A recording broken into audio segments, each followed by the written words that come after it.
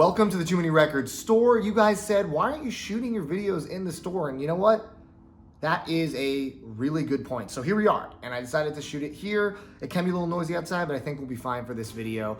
In this video, I'm doing a second part of one I did a few weeks ago that a lot of you seem to like. It's where I'm showing you records that I have either discovered through listening in the store or that I've taken home, because I've been pretty good at not taking everything I want home, but there are some that have to come home with me, and I will show you them and show you why. And I would love for you to leave a comment below with any of these records that you love. Tell me which ones they are and tell me why you love them. Let's get started. So as you guys know, I've been getting a little more into heavier music lately, which is awesome. There's a whole world of metal and metal adjacent things, punk, groove metal, thrash metal, whatever it may be. I'm starting to really like it, and I have really fallen in love with Danzig stuff.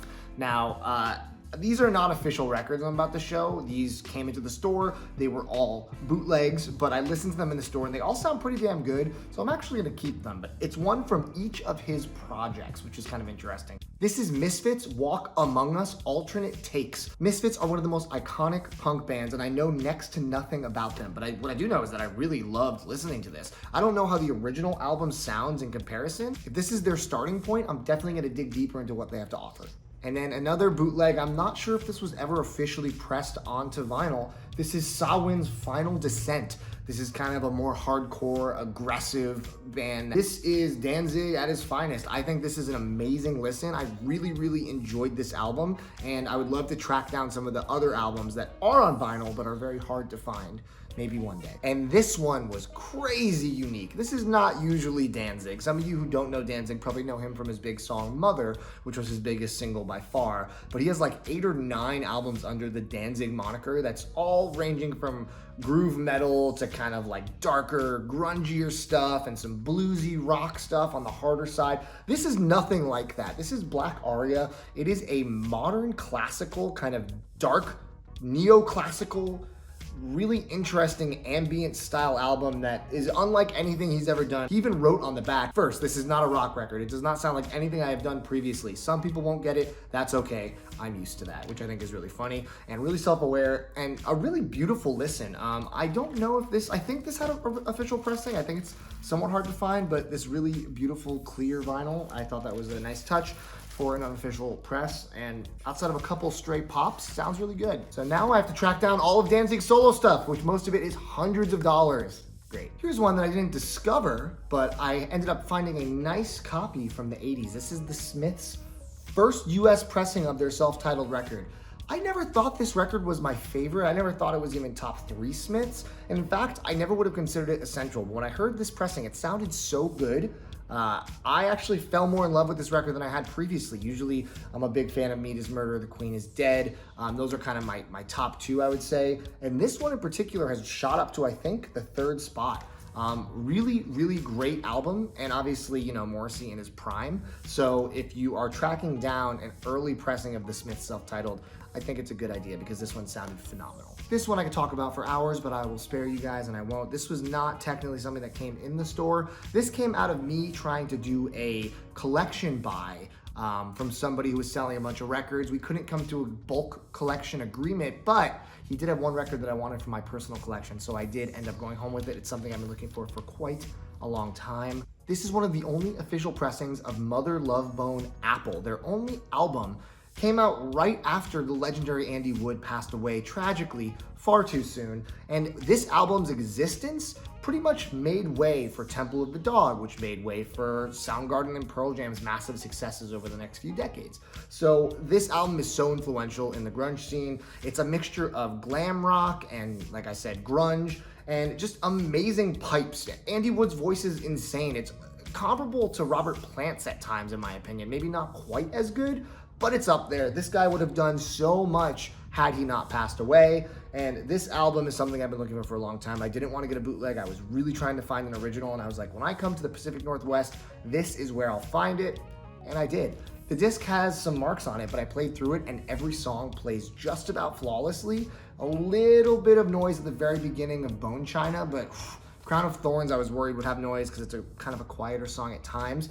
And no, it's perfect. This is such an amazing album. I can't believe it hasn't had a repress since 1990, But if you can find one of these originals, I promise you it sounds great and it holds up. It definitely stood the test of time, and I'm extremely honored and proud to own this. Now we have 2 records that have come through the store that I really love. So I completely missed the boat. She's been around for a few years making some really good music. She's a violinist, but this is kind of like neo soul R&B stuff with incredibly eclectic, unique, interesting production. And these are 2 of her EPs. Both of them I would deem arguably essential if you like that kind of music.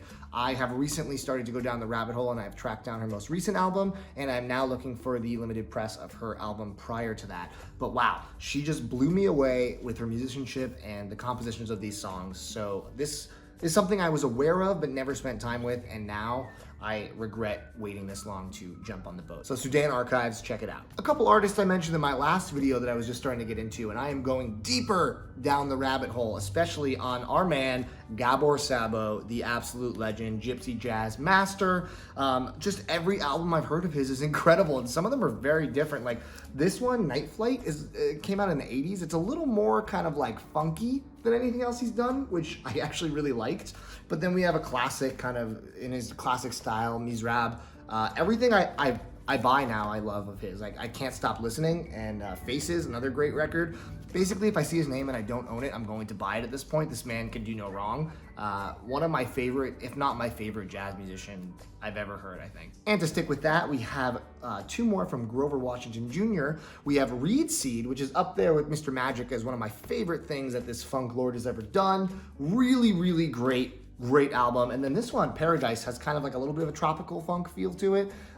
Good jazzy stuff. And again, Grover is one of those guys where if it's in the 70s, I'm definitely picking it up. And I think at this point, I might have everything he's done from the 70s, which is cool. So if you have not jumped on the Grover Washington Jr. train, this is your chance. This one is going to appeal to some of you. This is Led Zeppelin II, and this is the infamous RL, Robert Ludwig. The great Bob Ludwig cut this, and you can tell if you look in the dead wax for the little RL. If you ever see a copy in the wild that has an RL, buy it no matter what, unless it's like really expensive. But if you find one on the cheap at like a thrift store or something, definitely grab it, because this mix of Led Zeppelin II is by far the best I've ever heard this album sound. And I like this album a lot, but after listening to this, I kind of love it. This probably fell at number 3 or 4 on my Zeppelin list, but this might be shooting up higher with this mix. There is a bit of noise because it's not a completely clean disc, but after running it through the degritter, it really sounds great. I mean, so much of this album is so loud. Any noise is completely cut through by how well this was cut. So this album is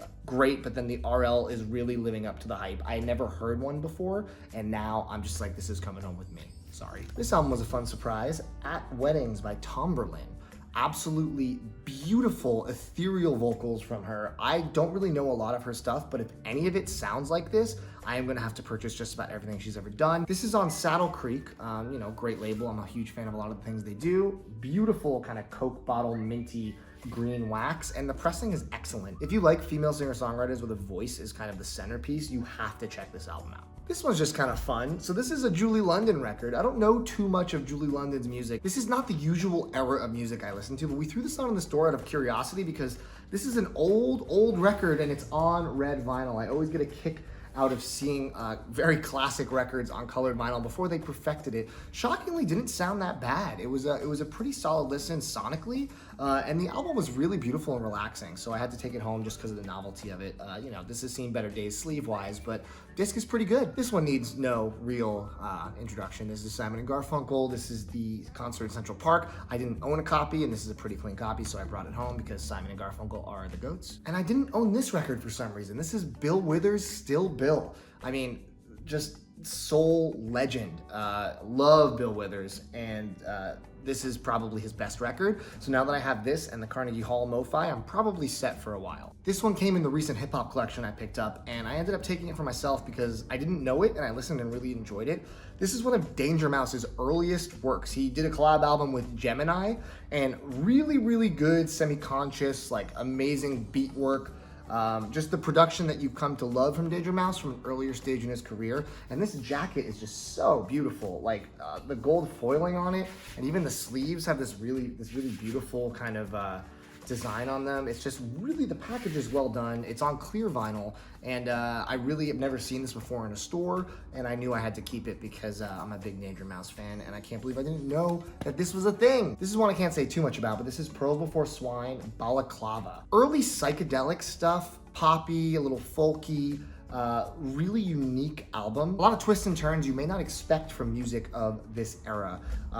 Really, really nice album from a band I've never really spent any time with. And I know that the singer has a lot of solo projects as well as a couple albums under the Pearl Before Swine moniker. If you guys know anywhere else to go from here, please let me know, because I'm very intrigued by his songwriting, and this album was a complete random throw on. I was just like, oh, I've never heard that, let me listen to it, and I was captivated. Last but not least, for this video, it is Brothers Johnson, Right on Time. This is a classic funk record. Strawberry Letter 23 is probably one of the most iconic funk songs of all time, and they crush it. But this whole album is great. I think when I first listened to this album in the store, I must have played it 2 or 3 times that day because it was just so easy to listen to. Great background music for people digging too. So I think this is their best record according to some people, but maybe there's another one that I'm missing. If there's one I need to grab, make sure you let me know in the comments about that as well. There you have it. Those are the records that I have picked up or discovered since the last iteration of this video. If you guys like this video, please let me know, because I will definitely do more of them. It's fun to shoot in the store. I think I'm gonna try to start doing this as often as possible. So yeah, thank you guys so much for watching, and there's gonna be more of these coming very soon. So I look forward to chatting with you in the comments below. If you're not subscribed to the channel yet, make sure you hit that button, turn on that bell, and I'll see you guys very soon. Take it easy.